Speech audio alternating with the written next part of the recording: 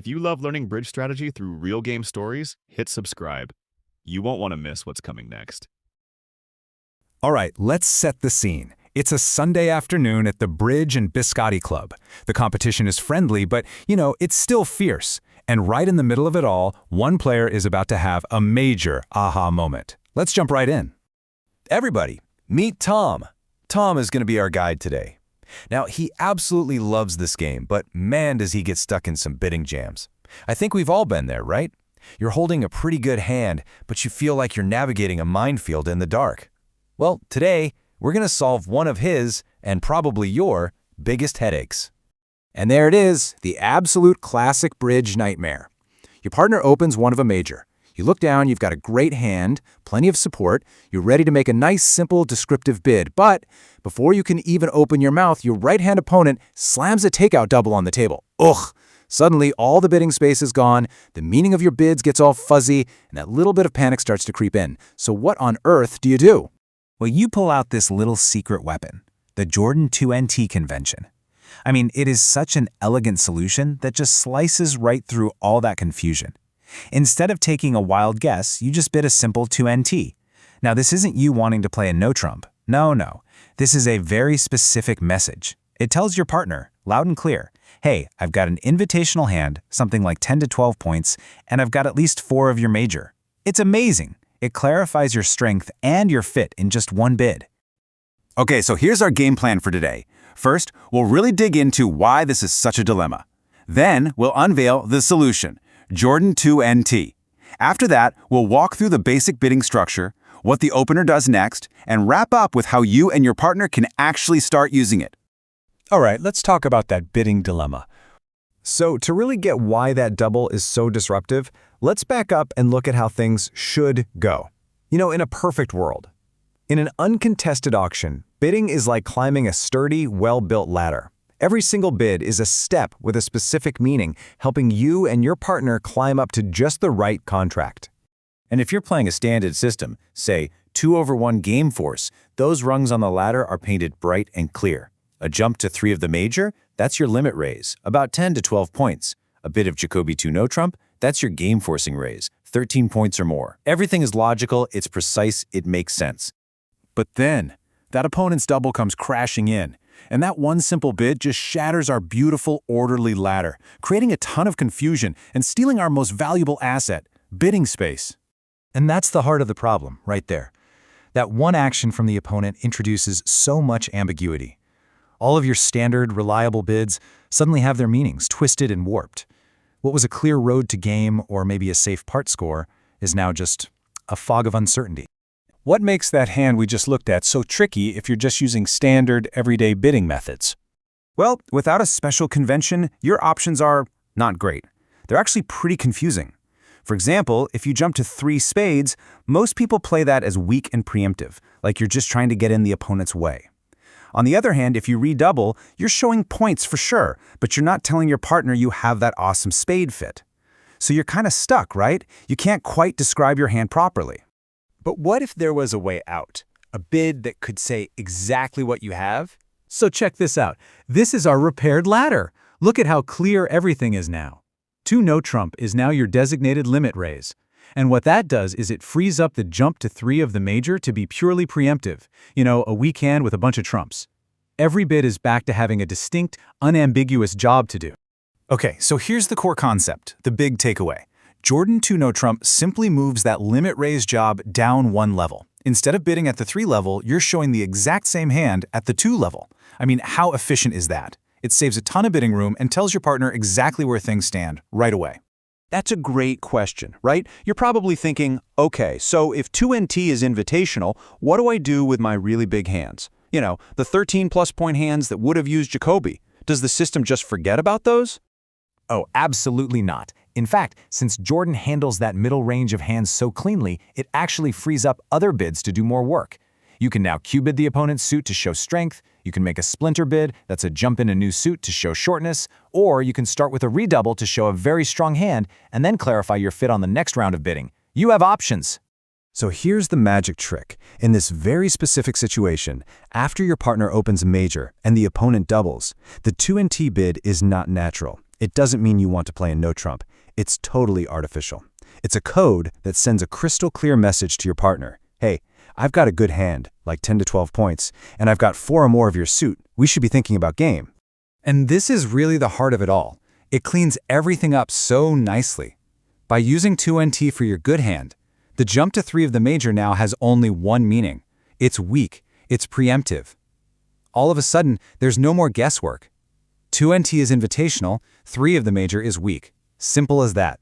And this convention has actually been around for a while. It's not some brand new thing. The idea first popped up way back in 1954, written about by Alan Truscott. But it was a guy named Robert Jordan who really made it popular over in North America in the 60s, hence the name, Jordan 2NT.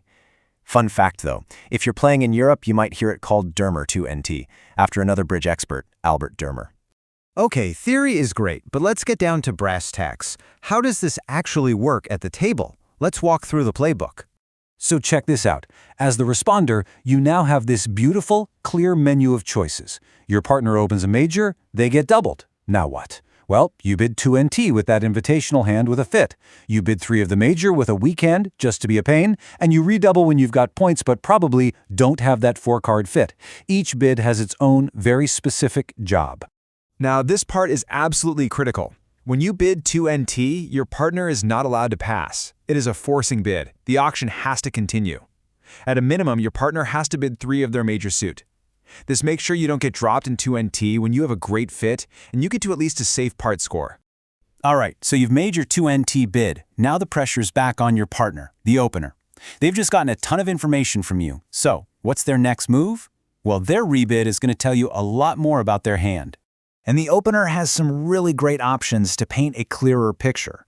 If they just bid 3 of their major, they're saying, okay, I hear you, but I have a bare minimum opening hand, so let's not get too carried away. If they jump straight to game in the major, they're screaming, I've got a great hand. Game is on. Bidding a new suit is a really cool game try, basically asking, hey, how's your holding in clubs? And bidding 3NT often lets you, the responder, pick the best final contract. And see, the conversation just keeps going. Now it's back to you, the responder. If your partner showed a minimum hand and you're at the bottom of your range, say 10 points, you can just pass 3 of the major. But if you're at the top end with a good 11 or 12 points, now you can confidently bid game. You can even get super descriptive and use things like splinter bits to show a singleton and hint at a possible slam. Okay, this all sounds pretty awesome, right? So how do you actually put this into play with your partner? Let's talk about the practical stuff, making it official. It's pretty straightforward, really. Step 1, and this is the most important, talk to your partner about it. You have to be on the same page. Step 2, agree on the nitty-gritty details, like the exact point ranges. Step 3, write it down on your convention card so there's no confusion. And Step 4, and don't forget this, you must alert the 2NT bid. It's an artificial bid, so you have to let your opponents know what's going on. And to make your life even easier, here's pretty much the standard way to write it on your convention card. This one little sentence explains the whole thing perfectly. It tells everyone that 2NT is artificial, shows a good raise with 4 trumps, is forcing, and that a jump to 3 of the major is now weak. Done. So that's Jordan 2NT in a nutshell. It's a fantastic little convention that takes a really messy, ambiguous bidding problem and just cleans it up. It lets you and your partner know exactly where you stand, helping you separate the weak hands from the good ones, and ultimately helping you get to the right contract more often. So, now that we know how it works, let's talk about why it's so effective.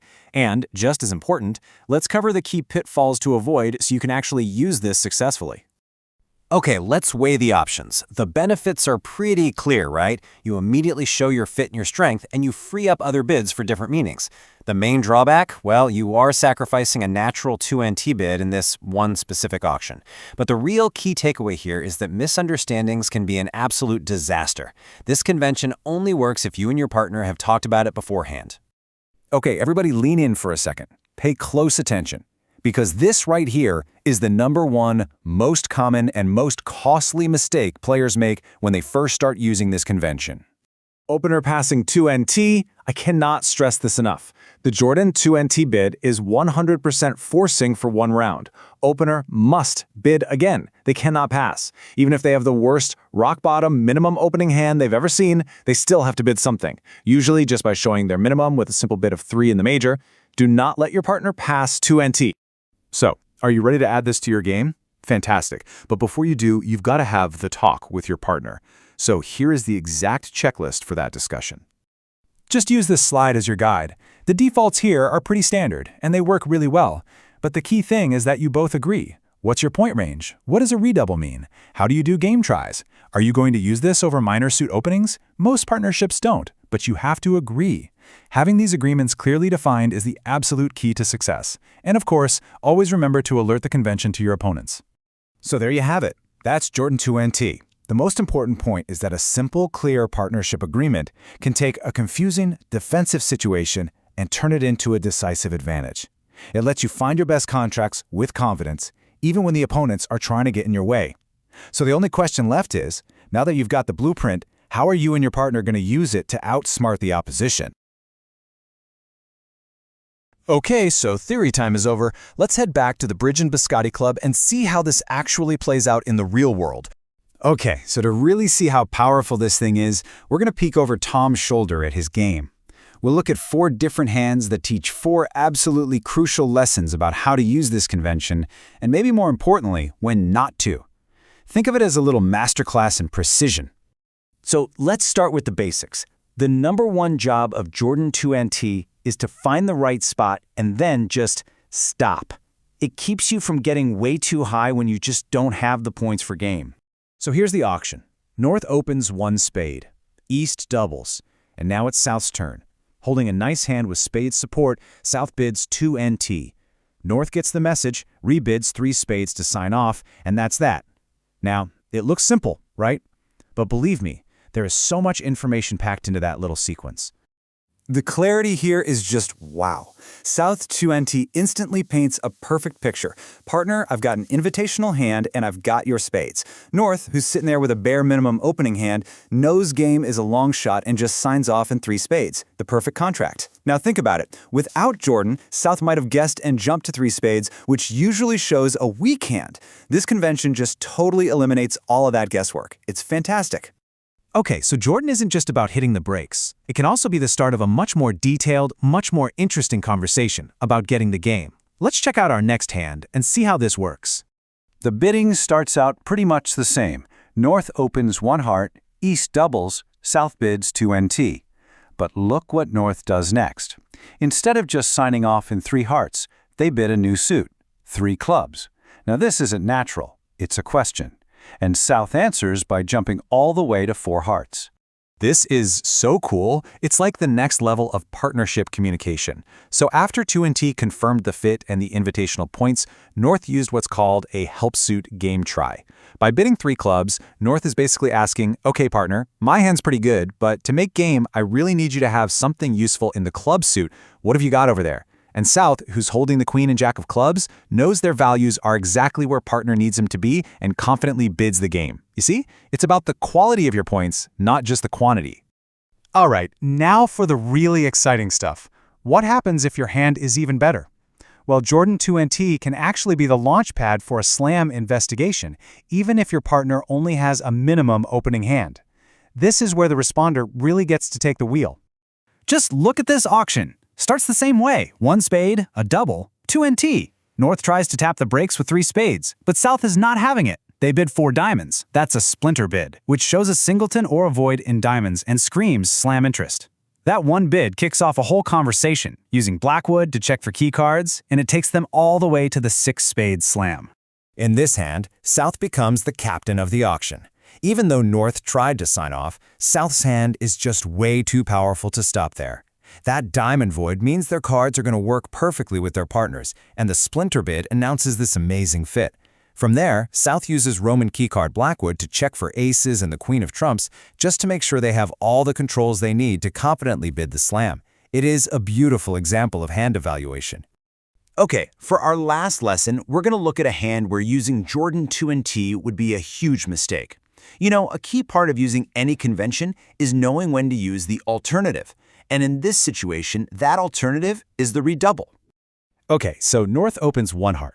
East doubles. South has a strong hand, about 10 points.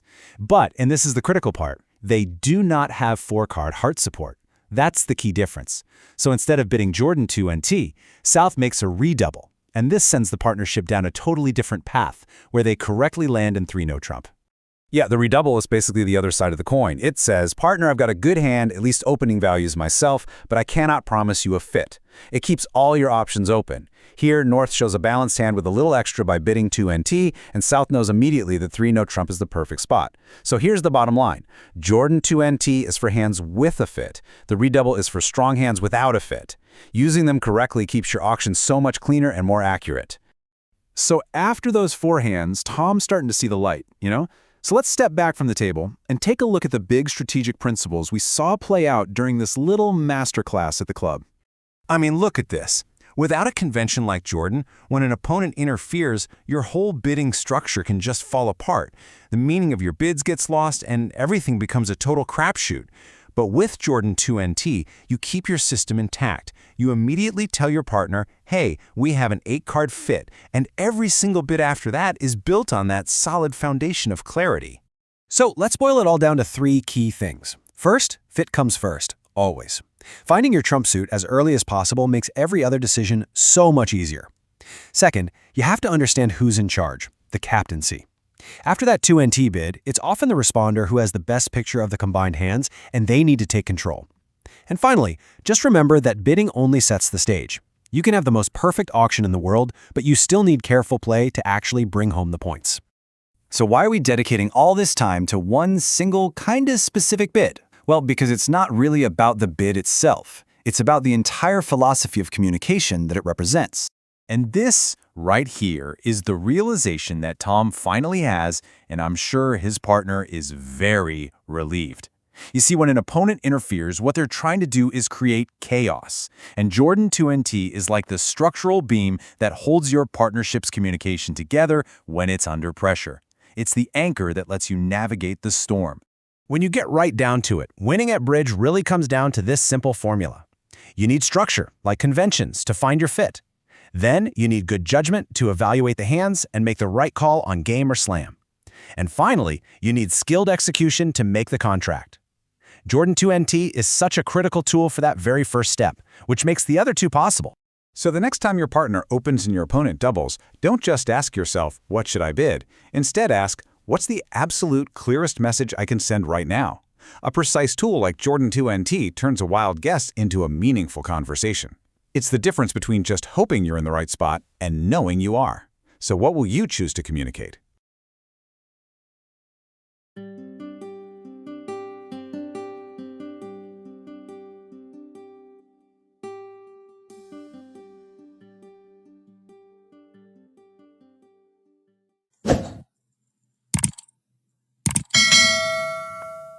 Subscribe our channel for more videos.